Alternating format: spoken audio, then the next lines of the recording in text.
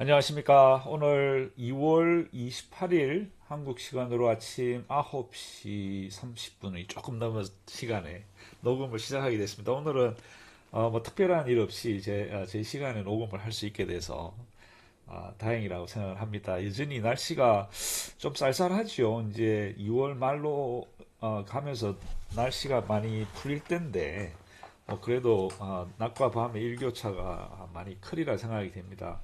항상 감기 조심하시고 남은 2월 잘 보내시길 빌어보겠습니다. 오늘도 변함없이 아주 짧게 일드맥스 ETF 이번 주 옵션을 결산을 하고 또 분배금 추정한 후에 이런 이제 요즘 같은 세상에 뭐 노노가 어떻고 공자가 어떻고 공맹의 도리에 대해서 얘기하면 상당히 뭐 꼰대라는 소리를 들을 수도 있겠지만 사실은 그 벌써 2500년 전이죠, 그죠? 이 노너 선생이 태어나신 지가 그런 긴 역사 동안 여전히 사람들의 입에 오르내릴 수 있는 그 이유는 그 사람이 어떤 뛰어난 사상가, 철학가로서 우리 인류의 발전에 특히 아시아 사람들 정신 세계에 정말 지대한 영향을 미친 그런 분이 아닌가라는 생각이 듭니다. 그리고 소위 말해서 옛날 유교의 경전 사서 중에 하나인 이 중용이라고 하는 책이 있는데 그 중용에서 얘기하는 우리가 오늘날 우리가 투자를 하면서 느끼고 배울 수 있는 점이 무엇이 있을까에 대해서 잠깐 말씀을 드려보도록 하겠습니다. 자, 먼저 뭐 짧게 보도록 하겠습니다. 오늘 결산된 이번 주 저희들이 트래킹하는 9개 종목에 대해서 어, 옵션이 결산이 됐습니다. 그래서 여기 이쪽 칼럼, 이 칼럼은 이제 합성 옵션이고 이 칼럼은 이제 주간 옵션인데 여기 보시다시피 빨간 색이 이제 돈을 잃은 거죠. 근데 녹색이 상당히 많죠. 합성 옵션에. 그리고 실은 주간 옵션에서도 상당히 성적이 좋았습니다. 그 덕분에 이번 주는 그러니까 지난주부터 시작해서 벌써 몇 달 됐죠. 실은 옵션에 이 이익이 전체적으로 이렇게 녹색, 즉 돈을 벌었다는 것을 보여준 건 정말 오랜만인 것 같습니다. 몇 달 만에 처음이지 않느냐라는 생각이 듭니다. 그만큼 지난 한 두어 달, 세 달 이상 상당히 시장이 변동성이 심한 데다가 사실 그런 그 급등과 급락이 반복되는 그런 상황에서는 이 옵션을 가지고 수익을 내는 이런 시스템들은 상당히 돈 벌기 어려웠는데 이번 주는 상당히 특이하게 상당히 좋은 성적을 냈습니다. 특히 이제 테슬리 같은 경우는 지금 벌써 한 달 넘게 거의 두 달 가까운 기간 동안에 상당히 좋은 성적을 연속적으로 내고 있습니다. 그래서 이번 주에도 29센트의 실질적인 수익을 냈고 어, 그, 그 외에 이제 풀티 같은 경우도 36센트의 수입을 냈죠. 그리고 NVDY도 그동안은 뭐 보통 10센트, 그러니까 10센트 이하 혹은 뭐 텐센트 언저리에서 왔다 갔다 했었는데 이번 주는 16센트까지 올라갔습니다. 그리고 MSTY가 또 정말 좋은 성적을 냈습니다. 이게 솔직히 얘기해서 28센트 수익을 낸 거를 상당히 좋은 성적이라고 얘기할 수밖에 없을 만큼 MSTY 그리고 특히 코니 같은 경우도 코니도 지금 16센트 돈을 벌었습니다. 이게 코니와 MSTY가 지난 요즘 이제 지속되고 있는 이 윈터, 코인 윈터라 그러죠. 코인 윈터 기간 동안에 사실 이렇게 그러니까 이렇게 수익 낸 것 자체가 정말 오랜만입니다. 특히 MSTY 코니 두 개. 그래서 저도 상당히 기분이 좋습니다. 그리고 후이도 그동안에 사실 여러 가지 힘든 일이 많았지만 이번 주에 46센트라고 하는 굉장히 훌륭한 성적을 냈습니다. 그 외에 FBI도 뭐 FBI는 보통 한 이 정도 성적은 내는 것 같아요. 그리고 SMCY는 막 간신히 돈을 수익을 0.1센트 냈습니다. 스노이가 이번에 상당히 좋은 성적을 냈죠. 22센트. 그리고 지난 수요일 날 발표된 분배금을 바탕으로 YMAC은 9.7센트가 다음 주 분배금으로 지금 계산상 9.7센트가 나왔고, YMAX는 8.4센트가 나왔습니다. 그리고 이 옵션 데이터를 가지고 지금 AI가 예측을 한 결과입니다. 여기 이 칼럼 AI 예측 분배금은 코니는 25센트를 예상했고 후이는 36.9센트, MSTY는 31센트, NVDY는 15.98센트, 풀티는 36.87센트로 상당히 좋게 나왔죠. 그리고 SMCY는 약 7.5센트, 그리고 테슬리는 약 29.98센트. 그래서 이번 주는 AI 예측 분배금이 실제 실현 옵션하고 비슷하게 예상이 됐습니다. MSTY하고 코니는 실제 벌은 돈보다는 조금 더 예상을 했어요. 왜냐하면 그동안의 트렌드가 뭐 마이너스 돈을 잃어도 뭐이 정도 돈은 계속 나왔기 때문에 그게 맞춰주려고 하는 건지, 아무튼 AI는 그런 식으로 지금 현재 예측을 하고 있습니다. 그래서 뭐제 생각에는 뭐 이 정도면 충분할 것 같은데, 혹시 또 처음 오시는 분들은 도대체 뭘 근거로 이렇게 이런 숫자들이 나왔냐라고 이제 질문을 하실 수도 있을 것 같아서 아주 간단하게 트래커를 한번 가보도록 하겠습니다. 그래서 저희들이 보통 그 내부 모니터링을 하는데, 내부 모니터링이 이번 주는 거의 조금씩, MSTO 같은 경우는 조금 올랐죠, 그죠? 지난주에 비해서. 울티는 여전히 줄어들었고, NVDY도 조금 줄었습니다. 그리고 코니 같은 경우가 조금 늘었습니다, 그죠? 조금 늘었고, 테슬리는 뭐 비슷하고, 풀티도 조금 줄긴 했지만 뭐 그렇게 큰 변화는 없는 것 같고, SMCI는 조금 올라갔습니다.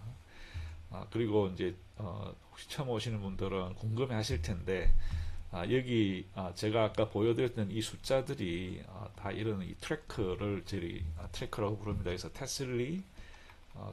테슬리에 보면 이제 합성 옵션, 그 다음에 커브드 콜, 그 다음에 이 콜 스프레드 스트래티지에서 저희들이 매일 트래킹을 해서 계산을 한 후에 이렇게 29센트의 수입을 저희들이 결산을 하는 겁니다.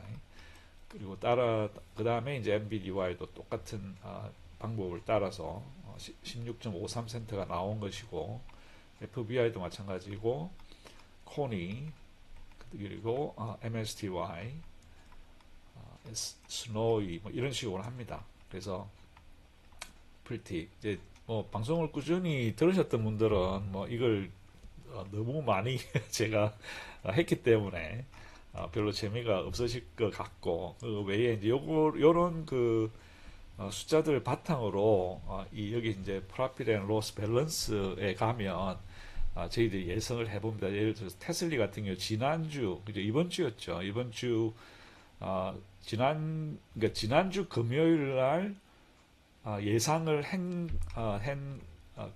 예측치는 32센트를 예상을 했는데, 지난 수요일 날 발표 난 것은 31.45센트로서 약 이게 정확하게는 아닌데, 요 계산을 요거 나누기 요거 여기 1, 그래서 약 1.7% 정도 돈이 적게 나왔죠, 그죠? 이렇게 계산을 합니다. 그리고 이번 주 예상은 AI는 예상을 29.98%를 했어요. 그래서 만약에 29.98%가 나온다 그러면 주간 분배율이 약 0.93%. 그래서 지난주보다 벌은 돈이, 이번 주 벌은 돈은 8.5밀리언이고 지난주에 9.5밀리언을 벌었어요. 그래서 지난주보다는 수익이 조금 낮았기 때문에 예측치도 조금 낮아진 것 같습니다. 그래서 어떻게 될지 한번 예상을 해볼 수 있는 것이죠. 그래서 여기서 이제 그래프가 지금 현재 2025년, 2026년 회계 연도의 첫 번째 주서부터 이번 주까지 어떤 식으로 분배금이 나온지를 보여주는 것입니다. 그리고 NVDY도 이런 식으로 지난주에는 예상치보다 약 14.2%더 나왔어요. 약 1.5센트 정도 더 나왔죠. 이번 주는 15.98센트를 예상을 했는데 이렇게 주면 약 1.2%, 주간 분배율은 1.2%입니다. 그래서 뭐 이런 식으로 합니다. 이런 식으로 해서 저희들이 이제 트래킹을 해서 요거를 뭐 요걸 일일이 다 설명을 하면 시간이 너무 많이 걸리니까 뭐한 10분, 15분 안쪽으로 하려고 뭐 이렇게 좀 이런 식으로 계산을 해서 뭐 이렇게 예측도 하고 이렇게 한다라는 것만 보여드리고 트래크 하는 거는 여기서 끝을 내겠습니다. 그래서 요것만 가지고 계시면 다음 주 수요일 날 발표 나면 한번 여러분들 한번 비교를 한번 해보세요. 이 AI가 예측 분배금이 뭐 정확하게 어느 정도 정확하게 가는지 이렇게 계산해 보시면 되겠습니다. 그래서 여기 이제 아까 제가 말씀을 드렸는데 이 중용이라고 하는 것이 이 주자라고 하는 사람이 주도적으로 해서 굉장히 옛날에 저수를 한 것입니다. 그래서 여기 중용이라고 하는 걸 보면 이 가운데 중자에 이 떳떳할 용자입니다. 그래서 가운데 중자라고 하는 것은 어떻게 보면 어떤 이렇게 물리적인 개념의 가운데는 포인트 A와 포인트 B 그 사이에 어떤 똑같은 중간 지점이다라고 생각을 하겠지만 어떤 그러니까 물리적으로 생각하면 그게 쉬워요, 그죠? A에서 B 사이에 중간 지점은 나누기 2를 하면 바로 나오니까. 근데 우리 이제 인간 사회에서는 어떻게 생각해 보면 중용이라고 하는 것은 이 가운데 중자 한 곳으로 치우치지 않는 어떤 균형이 잡혀 있는 이제 그런 상태라는 것이고 이 떳떳할 용이라고 하는 것은 어떠한 상황이 주어지더라도 항상 변함없이 그죠? 항상 어떤 그 사람의 상태를 유지해 준다라고 하는 이제 그런 의미를 갖게 되는 것입니다. 그래서 어떤 감정과 행동 그리고 어떤 판단을 함에 있어서 어떤 극단적인 선택을 피하고 주어진 상황에 맞는 어떤 적절한 선을 꾸준하게 유지하는 이제 그런 태도를 우리가 중용적 태도라고 할 수 있겠죠. 그래서 여기서 이제 우리가 또 중요하게 생각할 것은 아까 말씀드린 대로 어떤 그 균형이 잡힌 상태를 꾸준히 유지한다는 것. 그것은 어떤 시간적 개념이 들어가는 거죠. 어떤 뭐 오늘만 내가 어떤 이런 그 중간적인 이제 중용적인 뭐 마음 자세를 갖는 것뿐만 아니라 내일도 그렇고 모레도 그렇고 쭉 꾸준하게 유지되는 어떤 시간적 개념이 들어간다는 것이죠. 그래서 제가 그동안 꾸준히 말씀드렸던 이 투자라고 하는 것은 투자라고 할 때 이 시간적 개념을 깊이 있게 실질적으로 우리가 매일매일 적용을 해야 된다는 것이죠. 그래서 이 중용적 투자가 중요하다는 이유는 이 개념 속에 이미 어떤 시간의 중요성이 들어가 있다는 것이죠. 그래서 요거는 이제 영어 좋아하시는 분들은 영어 단어 중에 이 중용적 개념과 굉장히 일치한다기보다 뭐 일치한다고 할 수도 있겠죠. 그 단어가 뭐가 있냐면 호미오스테시스라고 하는 게 있습니다. 그래서 호미오스테시스라고 하는 것의 개념 자체가 어떤 균형을 잡고자 하는 그래서 균형을 잡은 상태에서 매일매일 살다가 어느 날 그 균형이 깨어진다 하더라도 그 깨진 상태에서 다시 균형을 잡으려고 하는 그쪽으로 자연적으로 넘어오게끔 만들어주는 어떤 그런 시스템 그것이 이제 호메오스테시스라고 하는 겁니다. 특히 이제 우리가 소위 말해서 그 어떤 건강 우리가 이제 우리가 젊은 시절에는 건강하잖아요, 그죠? 뭐 술을 마시고 뭐 새벽 5, 6시까지 술을 마셔도 그 다음 날 새벽에 일어나서 그죠?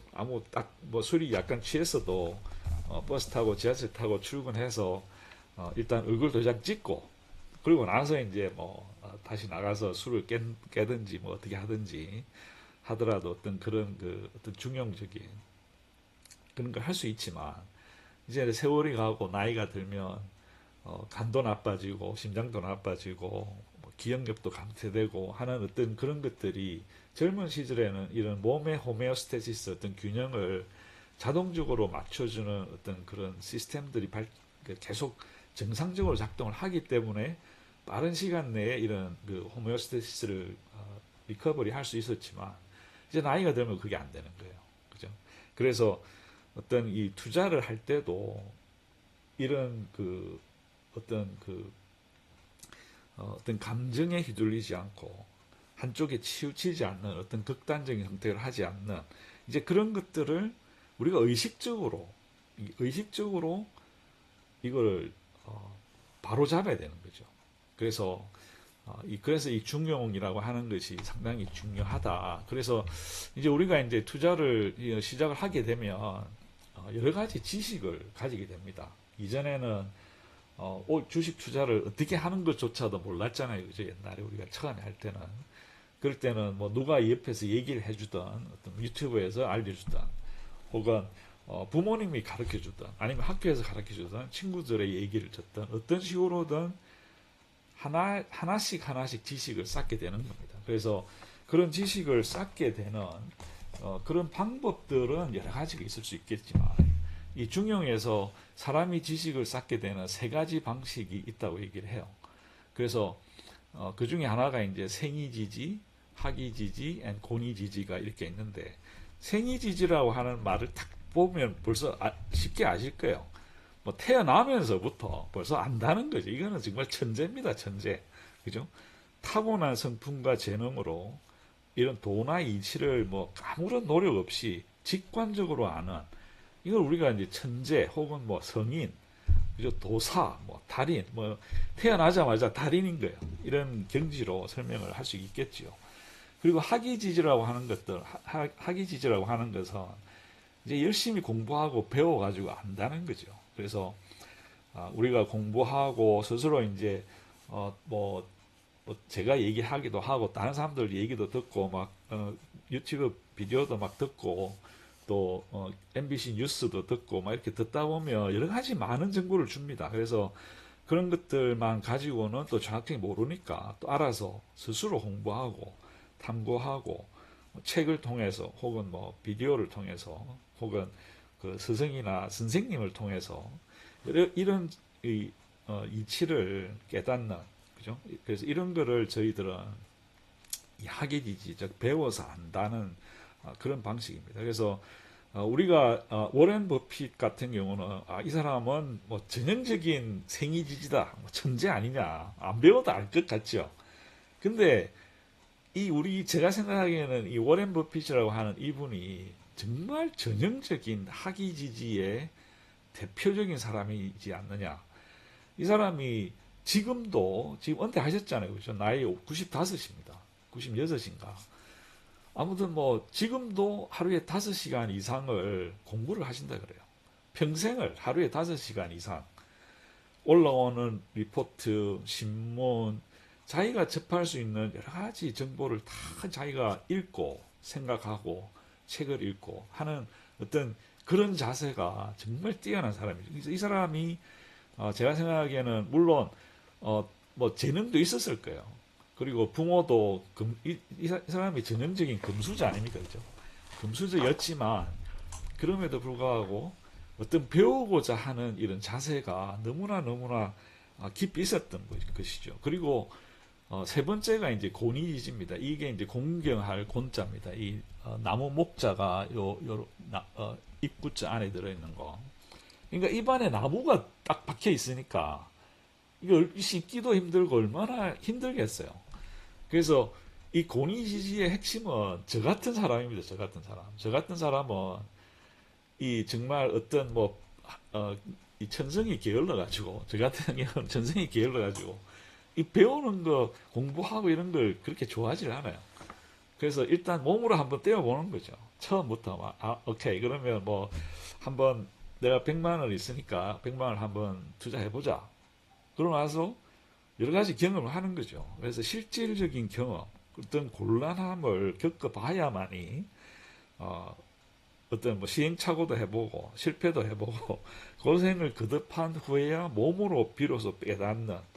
그래서 우리 같은 보통 사람의 방식으로 이 사람이 지식을 쌓는 방법도 있겠지요. 근데 이 어떤 이런 그 타입이 중요한 게 아니고 제가 이제 뭐 저도 생이지지 학이지지를 할 수 있으면 좋겠지만 뭐 안 됐잖아요. 그게 중요한 게 아니고 내가 실제 경험을 해서 알든 배워서 알든 타고나서 알든 거기에서 알게 된 지식 그 자체는 다르지 않다는 겁니다.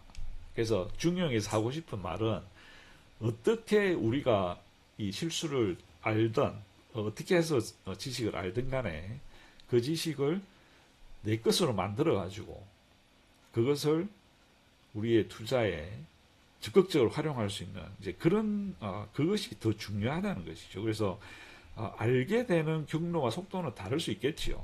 그렇지만 일단 제대로 깨닫고 나면 그 지식의 본질은 똑같다라고 하는 것이 이 중용에서 얘기하고 싶은 겁니다. 그래서 우리가 보통 이제 이 중용에서 나오지만 실질적으로는 요 학이지지라고 하는 것에서 이 논어가 그러니까 공자 선생의 이 논어 첫 번째 구절에 보면 학이시습지 불역여로하라고 해서 새로운 것을 오늘 내가 배우니까 이보다 더한 즐거움은 없다라고 하는 말이 있는 것이죠. 그래서 우리가 전에는 몰랐던 이런 커브드 콜이라고 하는 것에 대해서도 알게 되고 또 이 커브드 콜이 가지고 있는 내재되어 있는 어떤 위험이라고 하는 것이 어떤 위험이 있는지도 이제는 알게 된 거죠. 이것도 물론 권위지지 즉 우리가 실수를 손실을 통해서 어떤 교훈을 배울 수 있는 것입니다. 그래서 이런 교훈을 배움으로 해서 이제 앞으로 어떻게 투자를 하면 똑같은 실수를 반복하지 않을 수 있겠는가. 그래서 우리는 이제 이러한 것들이 정말로 중요한 이런 우리가 논어를 읽고 중용을 읽고 맹자를 읽다 하더라도 거기서 우리가 내 몸에 그러니까 체득이 되지 않으면 아무런 소용이 없다는 것이죠. 그래서 제가 생각하기에는 이런 여기서 각자 타고난 조건과 학습 방법이 다르더라도 꾸준히 배우고 학이지지 그리고 곤란을 겪으면서 뚫고 나가야 한다는 어떤 이런 우리가 어떤 자세를 가지고 투자를 해야 될 것인가 하는 태도를 강조하는 것에 중요한 방점이 찍혀 있지 않느냐라는 생각이 듭니다. 그래서 이 학이지지와 권위지지의 이 대표적인 사람이 이 공자 선생의 굉장히 유명한 제자 두 명이 있어요. 첫 번째는 자공이라고 하는 분 많이 들어보셨을 거예요. 이 자공이라고 하는 사람은 그야말로 금수저입니다. 정말 집안에 돈이 많았어요. 그래가지고 이 공자 선생이 천하를 다니면서 할 때 뭐 지금도 마찬가지지만 그때도 여행하면 여행 경비가 많이 들잖아요. 그 돈을 자공이 거의 다 됐다 그래요. 그래서 자공이라고 하는 분도 상당히 유명하고 또 이 자공이라고 하는 분의 이 질문 이게 논어라고 하는 게 이 공자 선생과 공자 선생을 따르는 제자들의 이 질문 질의응답을 이 책을 엮은 거거든요. 그래서 상당히 날카로운 질문과 좋은 질문을 많이 하고 그래서 현문현답을 많이 하셨던 분으로 그렇게 되어 있지만 실질적으로 이 논어 그러니까 이 공자 선생이 가장 사랑했던 제자는 자공이 아니었어요. 그러면 논어 선생이 가장 사랑했던 제자 누굴까요? 그 사람이 두 번째 나오는 안회라고 하는 분입니다. 이 안회라고 하는 분을 왜 그러면 공자 선생은 제일 좋아하셨을까요? 이 안회라고 하는 분은 자공과 달리 완전히 거지입니다. 거지. 그러니까 자기가 공자 선생을 부지런히 따라다니지만 공자 선생이 밥을 주는 건 아니잖아요. 그러면 자기가 이제 생활해서 먹고 살아야 되는데 이 사람은 완전히 거지예요. 거지. 그러니까 그야말로 빌어먹으면서도 이 공자 선생의 가르침을 받기 위해서 부지런히 따라다녔다는 거죠. 그러면 왜 공자 선생은 자공보다 안회를 더 사랑했느냐? 그 이유는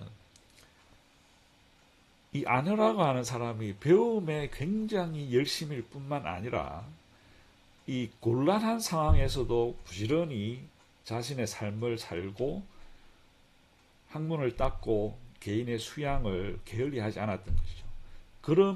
그러면서도 이 사람이 실수를 해요.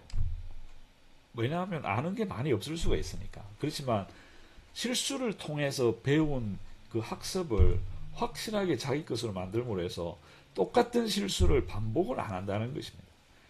그래서 자곤과 그 외에 많은 제자들과 달리 안회만이 유일하게 실수를 통해서 확실한 교훈과 학습을 한 후에 똑같은 실수를 반복하지 않는다는 것에 대해서 공자 선생은 안회를 굉장히 높게 이렇게 평가를 했다고 합니다. 그래서 근데 안타깝게도 이 안회라고 하는 분이 굉장히 젊은 나이에 돌아가십니다. 그래서 공자 선생이 상당히 마음을 아파하고 다른 제자들이 일찍 죽었을 때도 죽었을 때 비교해서 안회가 일찍 요절했을 때 공자 선생이 참 이 슬프게 많이 울었다 그래요. 그래서 이제 다른 제자들이 아니 다른 사람 죽었을 때는 그렇게 안 울더니 아내가 죽으니까 왜 이렇게 슬프게 하느냐 그렇게 얘기를 했더니 공자 선생이 너희들하고 달리 안해만이 유일하게 똑같은 실수를 반복하지 않고 현실을 회피하지 않더라. 그래서 이런 훌륭한 제자가 좀 더 길게 살았어야 되는데 안타깝다. 이렇게 말씀을 하셨다 그래요. 여러분들 아시겠지만 공자 선생이 굉장히 오래 살았어요. 거의 80 가까이 살았다 그럽니다. 그래서 우리가 참 그게 놀라운 일인 게 2500년 전에요. 2500년 전에 70, 80을 넘긴다는 것은 지금 얘기하면 거의 200살까지 살았다는 얘기예요. 그래서 상당히 놀라운 분입니다. 그래서 제 생각에는 공자 선생의 어떤 그런 그 뛰어난 피지컬에 뛰어난 그거는 정말 소크라테스나 플라톤처럼 이 양반들도 상당히 오래 살았거든요. 덩치도 좋고 힘도 좋고 그래서 참 놀라운 분들인 것 같습니다. 옛날에 철학가나 사상가들이. 그래서 아무튼 뭐 좀 서두가 너무 길었는데 우리가 이제 이 중요하게 생각해야 될 어떤 이 핵심 포인트라고 하는 것이 여기 적혀 있습니다. 자, 여기서 이제 생이지지, 학이지지, 고니지지의 어떤 형태가 이렇게 이제 재능과 직관 연구 시스템 그리고 경험을 통해서 알 수 있는 이제 실수학습 이렇게 보면 이제 이런 강한 점이 있어요. 빠른 판단과 변동성이 강한 멘탈 그리고 원칙과 전략을 기반으로 해서 성과를 내고 그 성과를 다시 재현할 수 있는 것이 이 학이지지의 특징이죠. 그리고 고니지지는 손실을 통해서 교훈을 확보하지만 우리가 굉장히 경계해야 될 것이 이런 사람들조차 굉장히 위험성이 보이는 것이 뭐냐면 생이지지는 굉장히 자기 자신을 과신을 합니다. 그래서 자기 자신을 과신함으로써 정말 우리가 이제 이 보통 영어로 뭐냐면 over confidence라 그러거든요. 이게 과신 편향. 이 때문에 이제 굉장히 과다한 어떤 레버리지를 쓴다든지 굉장히 과다한 어떤 집중 투자를 하게 되는 것이죠. 그래서 한번 깨질 때 크게 깨질 수 있는 위험이 크다는 것이죠. 이 생이지지라고 하는 형태의 재능을 가진 어떤 직관형의 투자자들은 막 자기 자신에 대한 그 over confidence 그죠? 굉장히 자기 자신에 대한 과신이 있기 때문에 이런 위험한 레버리지로 인해서 크게 곤란을 겪을 가능성이 있다는 것이죠. 그래서 이런 것들 우리가 주의를 해야 될 거라고 생각을 합니다. 그리고 학위지지 같은 경우는 이 사람들은 상당히 분석적이고 그렇기 때문에 재무제표라든지 여러 가지 팩트 그리고는 여러 가지 이론들을 체계적으로 배워가지고 전략과 성과를 내는 그런 유형이지요.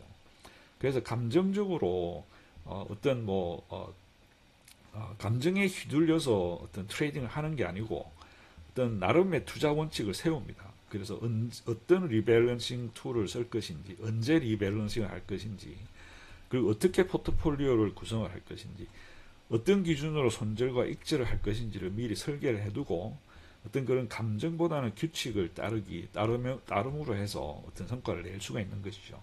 그러나 주의해야 될 것은 실질적으로 공부를 많이 해서 머리에 든 것은 많기 때문에 여러 가지 좋은 점이 있겠지만 어떤 실질적인 액션, 그죠? 실질적으로 매매를 한다든지 어떤 포지션을 어떻게 구축해야 되는 건지에 대한 결단력이 혹은 실행력이 부족할 수 있다는 것이죠. 이런 이것 때문에 어떤 이론과 데이터를 기준으로 해서 거기에 대한 과신, 그죠? 역시 확정 편향적인 어떤 과신이 생기기 때문에 시장이 이렇게 막 업앤다운을 하거나 어떤 그 비정상적인 국면에서 어떤 그 유연성이 떨어질 수가 있다는 것이죠. 그래서 어, 만약에 여러분들이 이런 그 어떤 그 데이터를 기준으로 모델링을 하는 스타일이면 제가 이제 좀 그런 게 있어요. 그래서 기본적으로 이 생이지지와 학이지지 요거를 갖다가 잘 섞어가지고 전략적인 그리고 전략과 전술의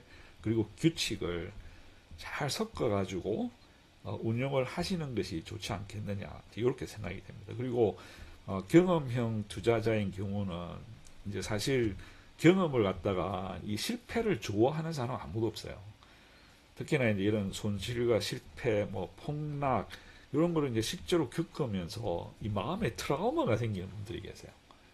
그러다 보니까 예를 들어서 요즘 한참 핫한 삼성전자를 예를 들겠습니다. 삼성전자를 예를 들어서 뭐 한 2, 3년 전에 뭐 2년 전인가 3년 전인가 한참 좋을 때 있었잖아요. 그죠? 그때 막 8만 불, 8만 원, 9만 원 갈 때 그때 이제 사신 거예요. 8만 원에 사신 거야.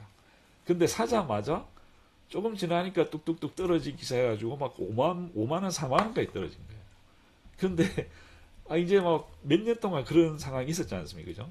그러다가 이제 올해 들어서 올해인가요? 작년인가요? 작년 하반기쯤부터 슬슬슬슬 올라오기 시작해가지고 뭐 그동안 막 4만 원에서 참 이 정서적으로 힘든 것이죠. 그러다가 8만 원 올라가서 8만 천 원이 딱 되니까 내가 드디어 탈출한다 그러면서 8만 천 원에 팔아버리신 분들이 분명히 계실 거란 말이죠.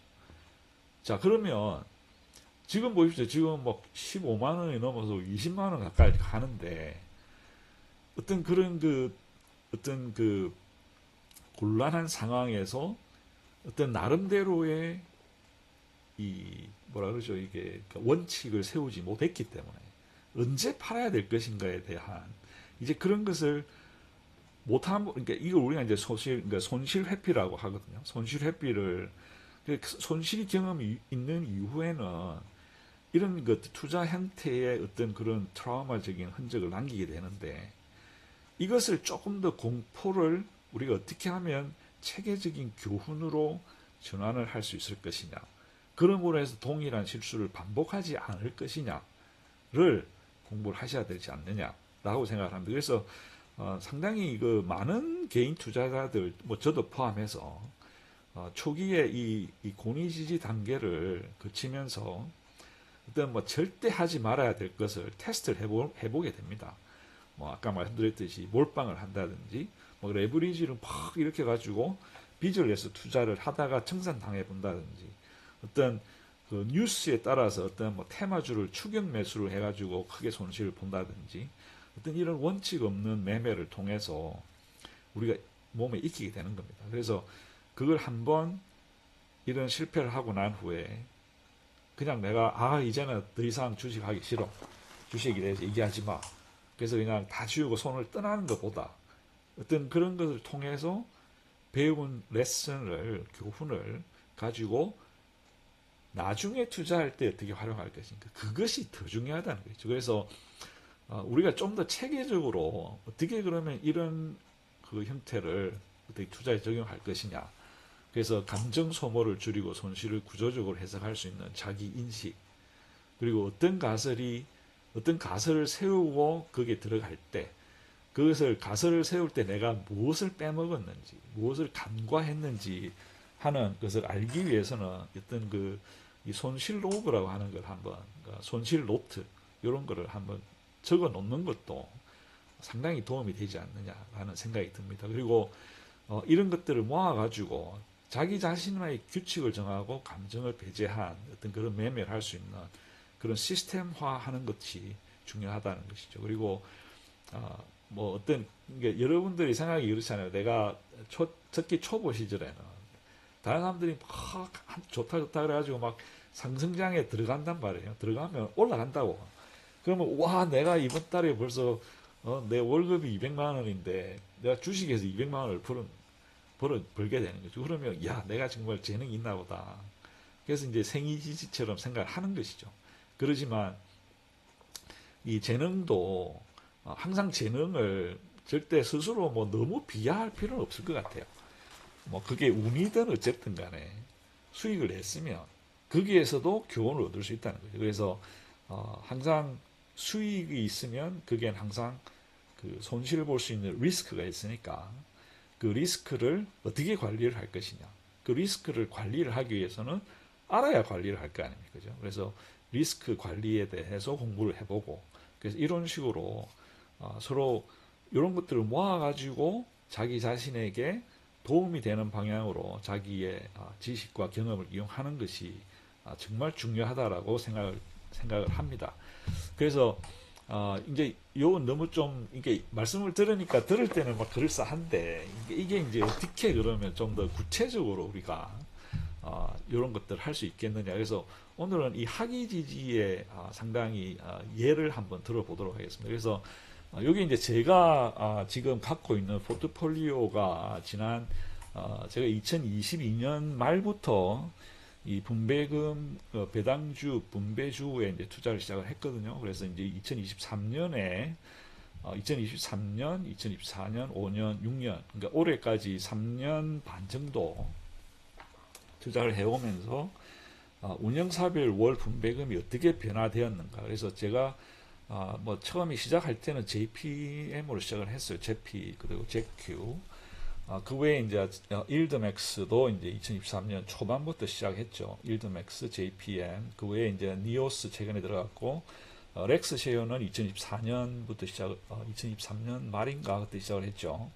그리고 이제 라운드힐 그 다음에 이제 뭐 각종 그 소위 말해서 귀족 뭐 그런 주식을 시작을 한 겁니다. 그래서 횟수로 비교를 해보면 2004년부터 2025년 동안에는 정말 그 일드맥스의 뭐라 그러죠? 이게 그 전성기. 그때 당시만 해도 일드맥스에 투자한 돈은 제가 전체 포트폴리오 20%밖에 안 됐는데 거기서 나오는 월 분배금 자체가 워낙 많았기 때문에 아주 압도적으로 2024년, 2025년 2년 동안은 정말 압도적으로 높았어요. 그래서 그때 당시에 제가 생각하기엔 이게 이렇게까지 이렇게 높은 막 80%, 90%, 150%까지 올라갔었다. 그런 분배금이 이게 계속 이렇게 나올 수는 없다. 게다가 그 본주의 상황에 따라서 그 ETF의 가격이 이제 빠지는 것이 눈에 보이기 시작했었어요. 그래서 2024년부터 제가 이 스트래티지를 바꾼 게 일드맥스에서 나오는 돈을 집중적으로 렉스쉐어와 라운드힐에 집어넣기 시작했습니다. 2025년부터. 그래서 다행히 2025년 작년에도 일드맥스가 상당히 높은 분배금을 계속 줬어요. 사실은 더 줬어요. 2024년보다. 그래서 그 분배금을 집중적으로 라운드힐과 렉스쉐어 그 외에 이제 다른 분배금의 분배주에 넣기 시작했죠. 그러다가 이제 2026년 여러분들 다 아시다시피 작년 11월, 12월 그때 이제 정말 크게 이제 충격을 받았죠. 이제 막 5대1, 10대1의 액면 병합을 하면서 그 이후에 지금 거의 한 석 달 동안에 나온 분배금이 월 분배금입니다. 월 분배금의 사이즈가 2024년에 비해서 3분의 1, 2025년에는 3분의 1 이하로 거의 3분의 1로 줄었어요. 여러분들도 그걸 느끼실 거예요. 지금 계속 가지고 계신 분들. 그러나 실질적으로 합계 월 분배금을 보면 2025년에는 비할 바가 아니지만 2026년 특히 일드맥스의 분배금이 이렇게 줄어들기는 했지만 그동안 지속적으로 이 라운드힐과 렉스쉐어에 계속적으로 재투자를 해왔기 때문에 지금 현재 2026년 월 분배금에 있어서는 거의 2024년 수준과 비슷하게 유지가 되고 있다는 얘기죠. 그래서 여기서 우리가 이제 알 수 있는 것은 일드맥스 분배금이 급격하게 감소를 했습니다. 그래서 많은 분들이 일드맥스에만 몰빵을 하신 분들은 굉장히 크게 충격을 받으셨을 거로 생각을 합니다. 거기다가 특히 이제 저 같은 경우는 요때 이제 이 전략을 2025년 초부터 이 렉스쉐어와 라운드힐에 집중적으로 재투자를 하면서 사실 이제 라운드힐의 분배금이 상당히 견조하게 증가를 하게 된 거죠. 그리고 렉스쉐어와 JPM 분배금은 어느 정도 안정적으로 사실 유지를 해주고, 그리고 기타 부분에서 사실 상당히 많이 좋아졌어요. 특히 리얼티 인컴 같은 경우가 지금 올해 들어서만 거의 한 20% 가까이 오른 것 같아요.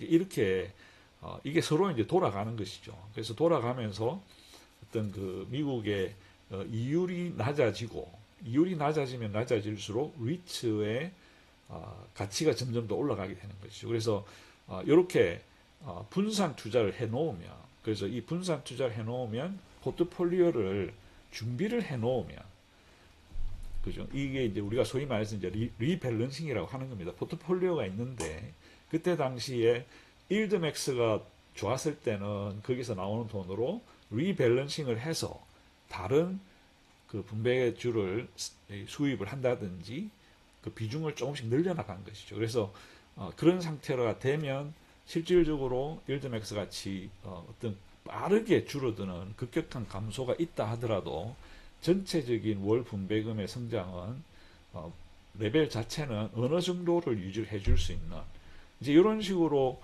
리밸런싱을 하려면 언제 하고 어떻게 하느냐. 그러니까 이거는 정말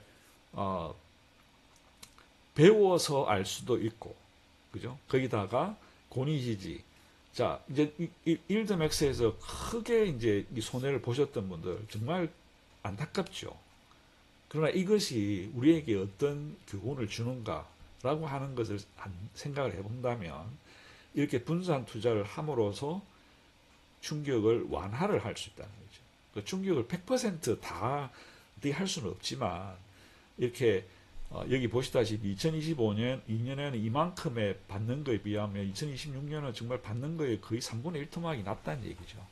3분의 2 토막이 없어졌지만 이게 다른 것들로 이렇게 서로 이렇게 컴펜세이션을 해서 서로 이렇게 그 뭐라 그러죠? 그러니까 보충을 해서 어느 정도의 월 분배금은 서로 이렇게 여기 보시면 2025년을 100%로 본다면 2024년에는 거의 뭐 74%, 2026년에는 거의 한 70, 글쎄요, 70%, 72%, 이 정도까지는 유지가 될 수 있다는 것이죠. 그러면 이 정도면 생활이 가능하다는 거죠. 그래서 우리가 이제 이 리밸런싱을 이런 식으로, 그래서 제 같은 경우는 제가 지금 9개를 투자를 하는데 9개 중에 나머지 7개는 그 자체에 대해서는 투자를 안 하고 있어요.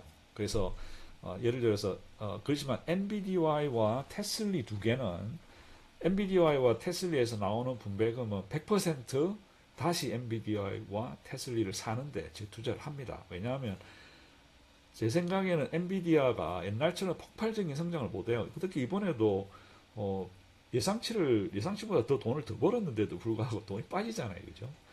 그렇지만 엔비디아가 이제 이런 어느 정도 안정적인 그 돈도 벌고 이게 이제 횡보할 가능성이 많다는 거죠. 박스권에 있어서.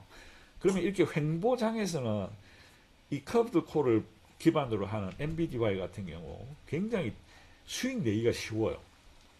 그래서 NBDY 같은 경우는 현재 뭐 한 10센트에서 한 15센트 그 정도를 계속적으로 유지를 해주면서 NBDY의 ETF 가격도 계속 유지를 해줄 가능성이 높아 보입니다. 그래서 제 같은 경우는 NBDY에서 나오는 분배금을 다시 NBDY를 사들이는 100% 재투자를 하고 있고, 테슬리는 그럼 제가 왜 하냐면 테슬리도 그동안 재투자를 안 했어요.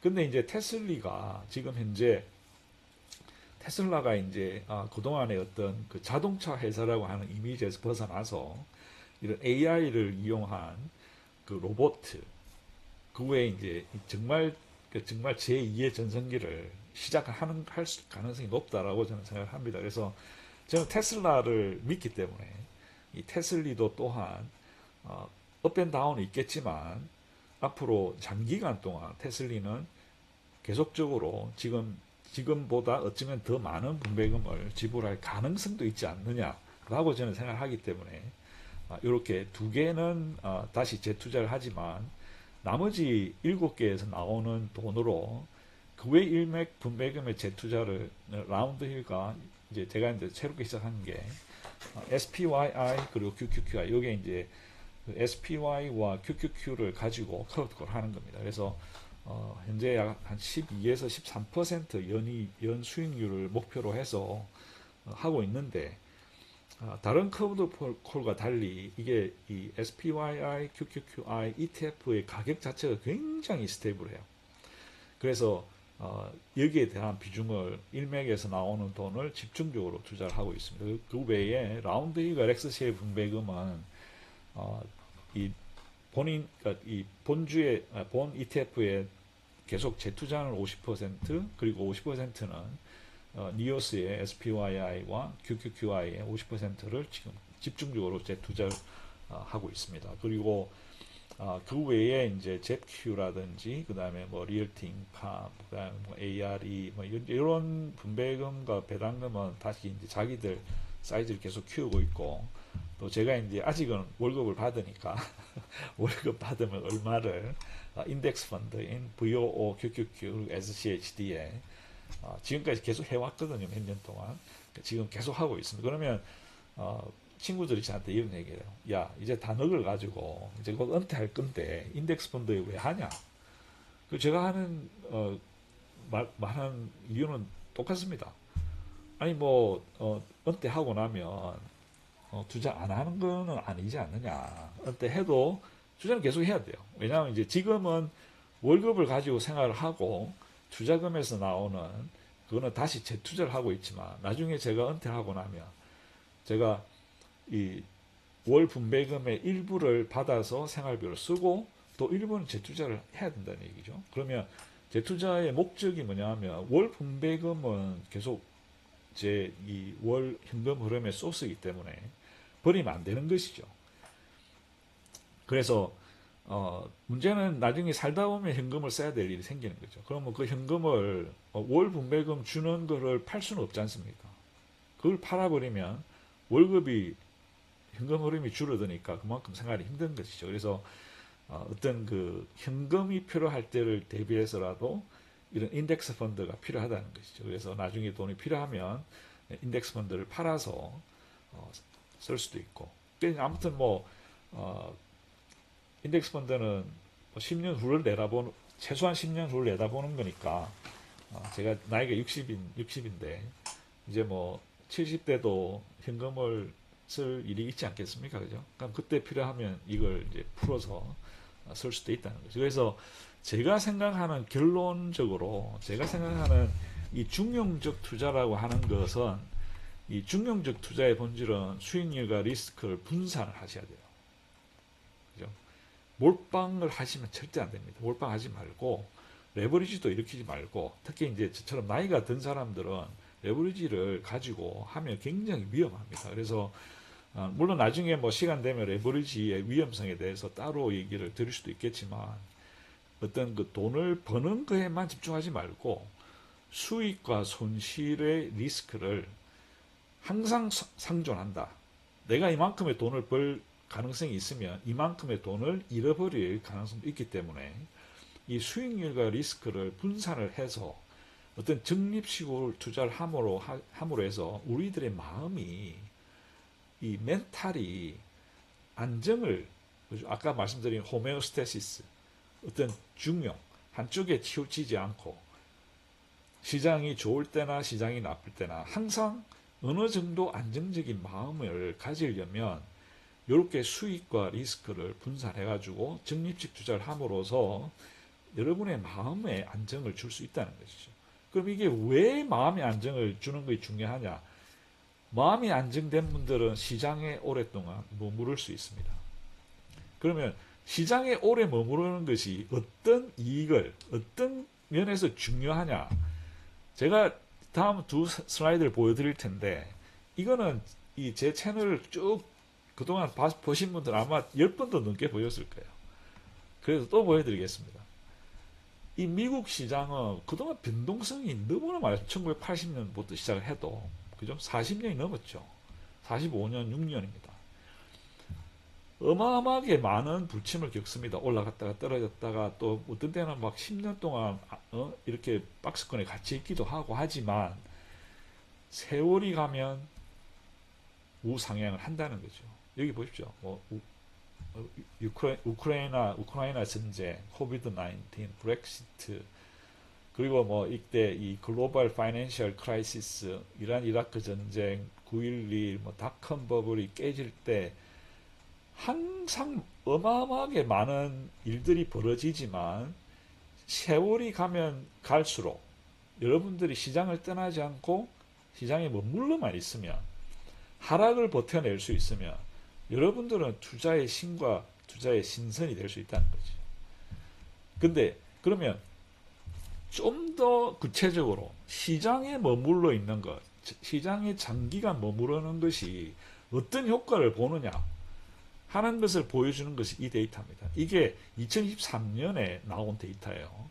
여기 보시면 그러니까 예를 들어서 여러분들이 10,000불을 투자를 하셨단 말이에요.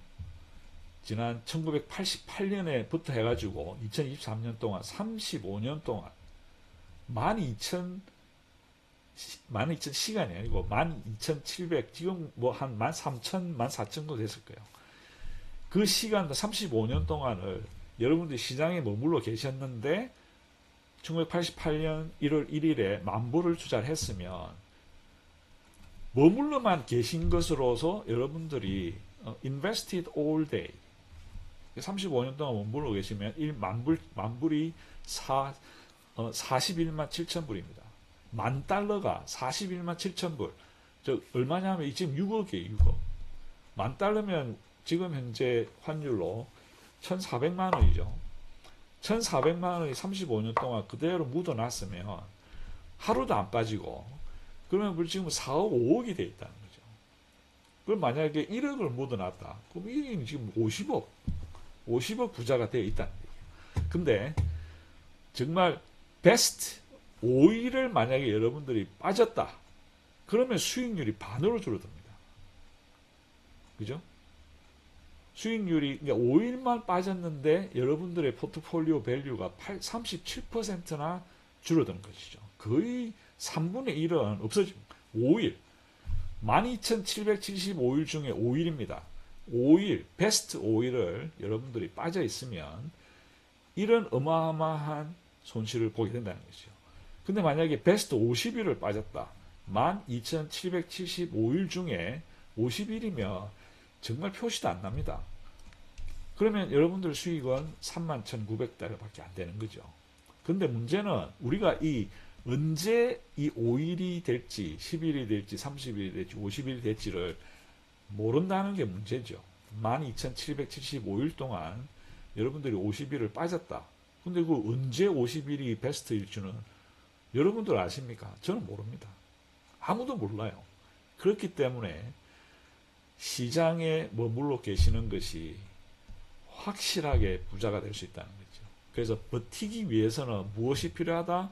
버티기 위해서는 여러분들의 마음의 안정이 필요한데, 그 마음의 안정을 줄 수 있는 방법이 뭐냐? 수익률과 리스크를 분산해서 투자를 하시고 적립식으로 투자를 하시는 것이 마음의 안정을 추구하는 데 가장 좋은 방법이라는 거죠. 즉 중용적 투자가 우리 마음의 안정에 가장 좋은 방법이다 라고 하는 것이 오늘의 결론이 되겠습니다. 그래서 다음 주에는 이 곤곤보공이라고 하는 말이 있습니다. 그래서 이 곤곤보공이라고 하는 말을 되게 조금 더 다르게 표현을 해서, 소위 말해서 여러분들 투자에 여러분들의 어떠한 그 원칙이, 여러분의 원칙은 무엇인지, 그게 대해서, 그리고 저의 원칙은 무엇인지에 대해서 한번 말씀을 다음 주에 한번 드려보도록 하겠습니다. 그래서 오늘은 여기까지입니다. 그래서 우리가 중용이라고 하는 것을 다시 한번 반복 학습을 하면서 이 중용이 우리 투자자들에게 주는 교훈이 무엇인가 한번 생각해 볼 수 있는 그런 기회가 되기를 되었으면 좋겠습니다. 긴 시간 시청해 주셔서 감사드리고 항상 즐겁고 건강한 주말 보내시고 다음 주에 또 뵙도록 하겠습니다. 감사합니다.